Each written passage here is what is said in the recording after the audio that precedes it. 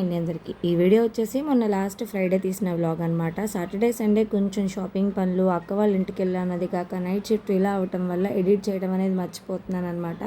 అయినా నేను ఎప్పుడు పెట్టినా కూడా మంచి రెస్పాన్స్ అయితే వచ్చింది. మీరు రెస్పాన్స్ అయితే వచ్చింది కానీ సబ్స్క్రైబ్ అయితే చేసుకోవట్లేదు. వీడియో చూసిన ప్రతి ఒక్కళ్ళు సబ్స్క్రైబ్ చేసుకోండి అబ్బా.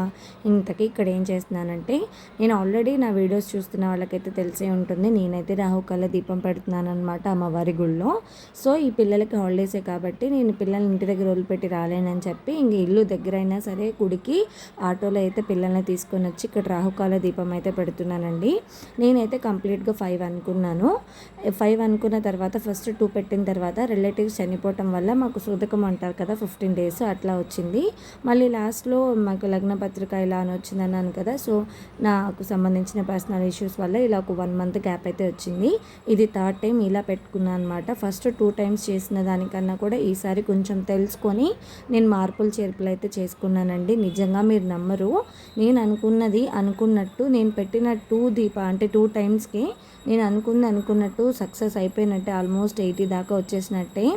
ఏమనుకున్నాను ఏంటనేది నేను పెట్టాలనుకున్న 5 times అయితే కంప్లీట్గా పెట్టేసిన తర్వాత ఆ విషయం అయితే నేను మీతో షేర్ చేసుకుంటాను. ఖచ్చితంగా మనం ఏదైనా అనుకుంటే మన కష్టంతో పాటు దేవుడి సహాయం కూడా ఉండాలన్నమాట. ఇలా కష్టపడింది ఏది కూడా అవ్వదు. దేవుడి ముందు దీపం పెట్టేసి చేతులు ఎత్తేస్తే ఖచ్చితంగా అవ్వదు.